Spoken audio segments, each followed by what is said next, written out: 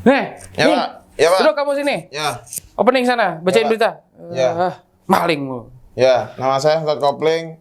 Saya akan membacakan berita membelokkan berita dengan fakta.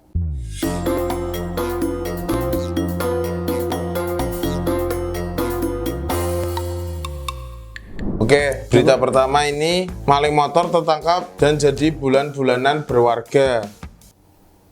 Apa ini Pak, bulan-bulanan berwarga Pak? Bulan-bulanan warga, Pak. Oh ya, maaf ya Pak.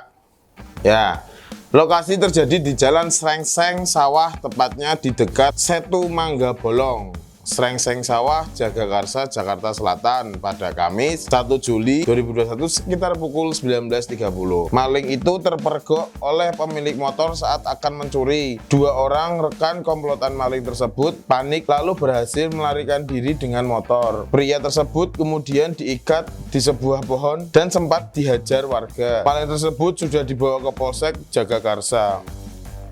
Emang kalian tuh nggak ada kerjaan apa? Saya aja gini aja masih bisa buat bacain berita loh. Masa kalian cuma mau maling motor aja? Nggak nyeni sekali sih. Berita kedua. Aturan lengkap PPKM darurat yang berlaku 3 Juli 2021. Wih, akhirnya men, PPKM lagi men. Alah. Pemberlakuan pembatasan kegiatan masyarakat atau PPKM mikro darurat. Aturan ini mulai berlaku pada 3 Juli 2021 hingga 20 Juli 2021 untuk wilayah Jawa dan Bali. Berikut ini aturan resmi untuk PPKM mikro darurat yang akan dimulai 3 Juli 2021 seperti dikutip pada hari Jumat tanggal 2 Juli 2021. Pertama, 100% work from home WFH sektor non esensial. Tahu nggak lo? Non esensial. Apa? Sama. Iya, Ini non esensial tuh orang yang tidak bergerak di sektor kan dong. produksi. Kayaknya produksi deh, lebih ke pokoknya dia membuat sebuah produksi, mungkin kayak makanan, terus kesehatan atau rumah sakit, itu mereka nggak boleh WFH men. Soalnya kalau nanti rumah sakit WFH, yang sakit gimana Son? Masa lama-lama spiritual gitu? Kamu kurang tidur. Terus yang kedua, seluruh kegiatan belajar mengajar dilakukan secara online dan daring.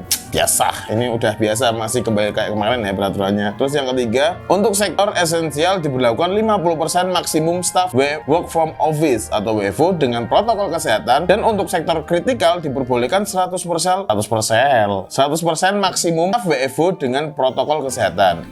Cakupan sektor esensial adalah keuangan dan perbankan, pasar modal, sistem pembayaran, teknologi informasi dan komunikasi, perhotelan, non-penganan karantina COVID-19, serta industri orientasi ekspor. Terus yang kedua, cakupan sektor kritikal adalah energi, kesehatan, keamanan, logistik, dan transportasi. Lalu industri makanan, minuman, dan penunjangnya. Tunjang, masih Padang dong.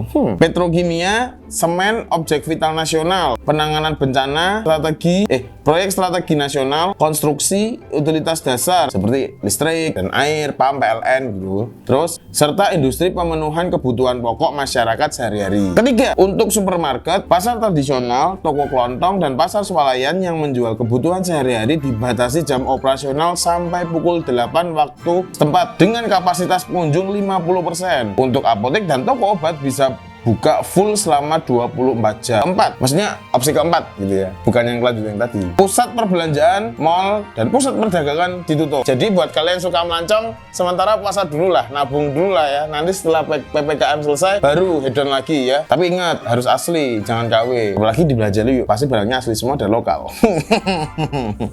Puntul. 5. Pelaksanaan kegiatan makan atau minum di tempat umum seperti warung makan, rumah makan, kafe, pedagang kaki lima, lapak jajanan, baik yang berada pada lokasi tersendiri maupun yang berlokasi pada pusat perbelanjaan, mall, hanya menerima delivery atau take away dan tidak menerima di tempat atau dine in. Kayaknya memang semua tuh akan ini ya, drive thru pada dunia, yoi.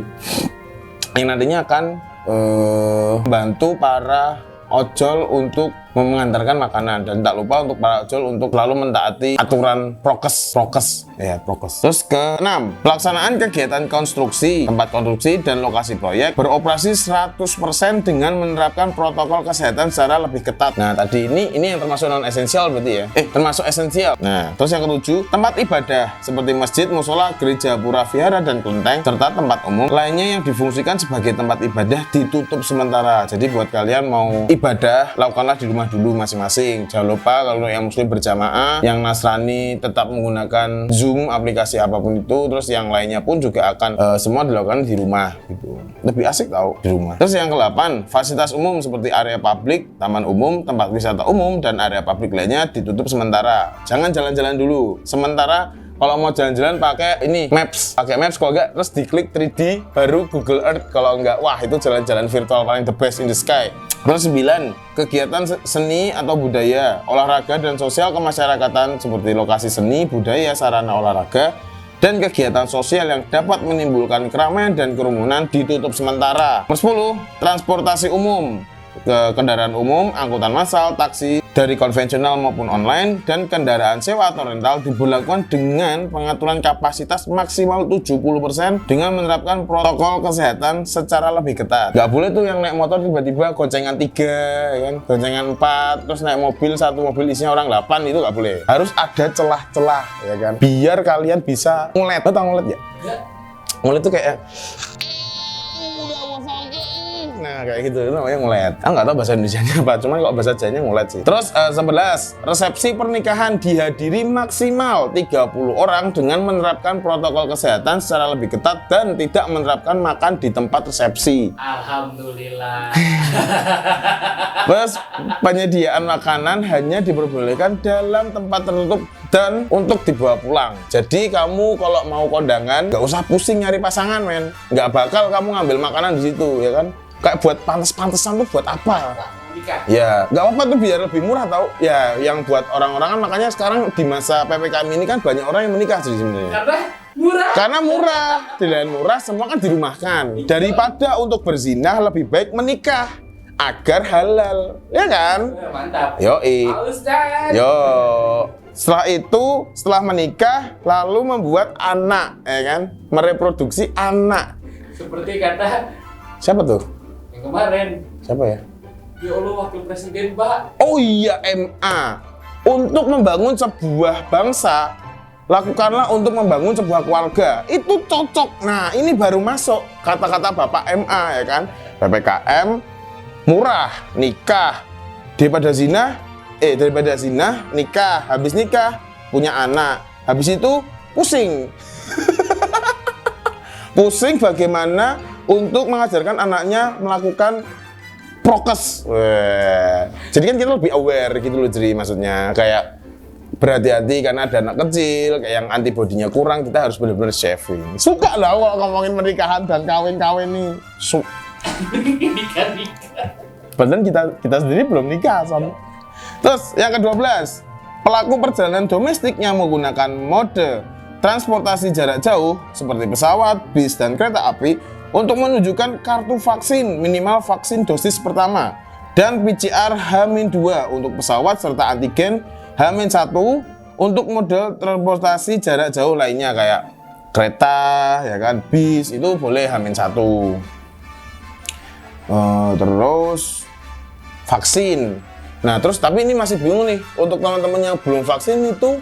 Kalau misalnya ada perjalanan keluar kota gimana, kan kita juga masih bingung, ya kan? Maksudnya, ya semoga ini semoga vaksin ini dilakukan pemerataan pemerataan yang cepat gitu, agar semua bisa melakukan kegiatan-kegiatan yang bertujuan ke luar kota gitu. Jadi biar lebih aman dan safety. Ingat, safety can be fun. Kata siapa? Fiesta. Ke-13, banyak ya ini pengaturannya ya. Masker tetap dipakai saat melaksanakan kegiatan di luar rumah. Tidak diizinkan penggunaan face shield tanpa menggunakan masker. Kenapa kita tidak menggunakan masker? Karena kita yakin bahwa sebelum kita melakukan aktivitas, kita melakukan swab test dulu. Antigen dulu lah di kantor sebelum melakukan semua kegiatan. Itulah kenapa kita untuk ini tidak menggunakan masker. Cuman kalau misalnya ini akan diberlakukan, kita semua akan menggunakan masker. Jadi mungkin besok kita shoot belok akan menggunakan masker mulut ya, bukan masker wajah. Nanti tambah putih kalian kalau pakai masker wajah. Terus ke-14, pelaksanaan PPKM Mikro di RT RW zona merah tetap diberlakukan. Nah, anak gue ditetein. Oke, berita selanjutnya apa, Son? Berita selanjutnya, viral video staf dan security RSJ di Medan diajak duel jurnalis hingga coba rampas HP. Barbar ya lama-lama ya. Viral di media sosial, video sejumlah jurnalis dan fotografer usai meliput vaksinasi di Rumah Sakit Jiwa Profesor Dr. Ildrim Tuntungan dihadang oleh seorang pria diduga staf atau security rumah sakit. Akun Instagram @medanheadlines.news mengunggah video berdurasi sekitar 1 menit itu. Ini adalah salah paham dan miskomunikasi dari stafnya. Sang jurnalis sudah mendapatkan izin meliput dari Dirut dan posisinya sang jurnalis sudah selesai meliput kegiatan vaksinasi. Dan terjadi sedikit pertengkaran antara jurnalis dan staf tersebut karena perebutan kamera dan meminta untuk dihapus filenya. Jadi kadang gimana ya men, kalau dikatain salah apa enggaknya itu kan miskom ya, di sini dia dibilangnya udah miskom gitu. Tapi jangan sampai aku gini sih, ini bukan terjadi untuk beberapa kali dan hidupku sendiri pun kayak sering gitu loh bukan melakukan sih, tapi kayak miskom juga dengan beberapa orang gitu. Dan mereka yang bilang enggak atau yang kayak melihat sok keren dengan menghadang kayak lu nggak usah deh ngambil foto video lah, lu nggak ada hak dan lain sebagainya, mana izin dan lain sebagainya, itu sering banget men. Tapi ya itu di Indonesia barbar men, orang nggak tahu apa-apa hajar ya kan, orang udah dapat izin dan lain sebagainya, dia sebagai orang yang ingin sok keren, lu mana tuh hajar gitu kan, sampai perebutan. Itu sebenarnya nggak perlu gitu loh. Memang kalau harusnya sih mungkin untuk jalan tengahnya ya, ketika ada orang yang ingin meliput dan memang sudah diberi izin, paling nggak dikasih ID card pers lah dari pihak rumah sakit atau mungkin tamu gitu. Itu mungkin akan lebih tahu kayak bahwa orang itu tuh benar-benar sudah dikasih izin atau belum. Nah, di sisi lain orang-orang itu jangan selalu mudah menghakimi sesuatu gitu. Kalau memang itu bukan hak dia, ya lu nggak usah ngatur-ngatur lah, kecuali job desk lu adalah seperti itu gitu loh. Ini bukan untuk berita ini aja, tapi untuk semuanya men. Nah, jadi hati-hati dalam melakukan apapun lah gitu. Berita terakhir. Videonya viral, gaya Gisel jepit keledai di selangkangan bikin salfok nih, sumpah yang bikin judulnya asu. Selangkangan asuhan. Artis cantik Gisel Anastasia alias Gisel membuat heboh dunia maya. Kali ini bukan soal kasus video syur, tetapi unggahan terbaru Gisel di Instagram. Gisel mengunggah fitur terbaru dari Instagram, yaitu Reels. Dalam tayangan itu, mantan istri Gading Martin tersebut mengungkapkan belum terlalu paham dengan fitur tersebut. Bentar ya, judulnya ini nih, judulnya.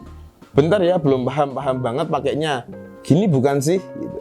Tulis Gisel pada caption unggahan yang telah disaksikan 4,2 juta pengguna Instagram. Gisel datang ke lokasi wisata ini bersama dengan Gempi, putrinya.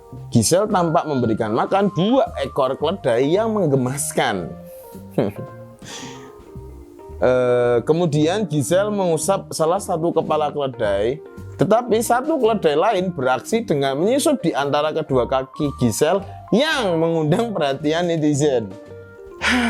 Dasar netizen. Nih, beberapa komennya ya.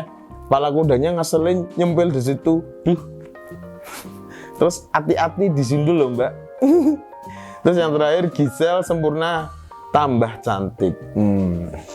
Jadi men, sebenarnya kalau kalian ingin mereaksi video seseorang gitu, itu tuh kembali lagi ke perspektif kalian. Even mereka mau kayang aja, kalau perspektif lu adalah negatif, ya pasti itu akan negatif gitu. Padahal videonya Gisel cuman ya normal gak sih men, kayak Gisel kepala keledainya dari bawah sini gitu, terus cuma gini ya.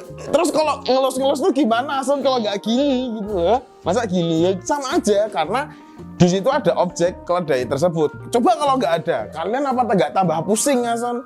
Apalagi coba kalau misalnya kepala keledainya di sini, terus nanti ngusap-ngusapnya gini. Ayo, kalian mau mikir apa? Iya kan? Tapi ya gimana ya? Kalau Gisel image-nya udah mendapatkan image seperti itu ya kalian nggak usah menambahi dong. Maksudnya bukan artinya saya munafik, tapi cobalah untuk membuat perspektif yang baik gitu loh. Kayak nggak semua tuh dinegatifin. Tapi ya kalau misal saya jadi keledainya ya itu akan saya naikkan lagi kepalanya biar enak bang ngelusnya.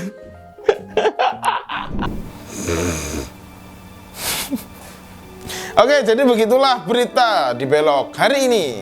Kesimpulan hari ini adalah jangan mudah untuk ngejudge orang. Kurang-kurangi untuk menghabiskan energi mencerca orang. Kalau misalnya ada ada pendapat yang kamu tidak bisa terima, mungkin tidak harus dijudge, tapi coba untuk diluruskan. Karena menjadi tong kosong nyaring bunyinya itu sangat gak enak men, dan itu nggak akan menjadi temanmu abadi gitu. Kamu tidak akan berteman dengan siapapun ketika lo menjadi orang yang tong kosong nyaring bunyinya. Oke, begitu aja ya kesimpulannya ya. Oke, sampai bertemu di vlog selanjutnya bersama saya Ustadz Kopling. Sampai bertemu di video selanjutnya. Belok, membelokkan berita dengan fakta hanya di Belanja Yuk Pasti Lokal.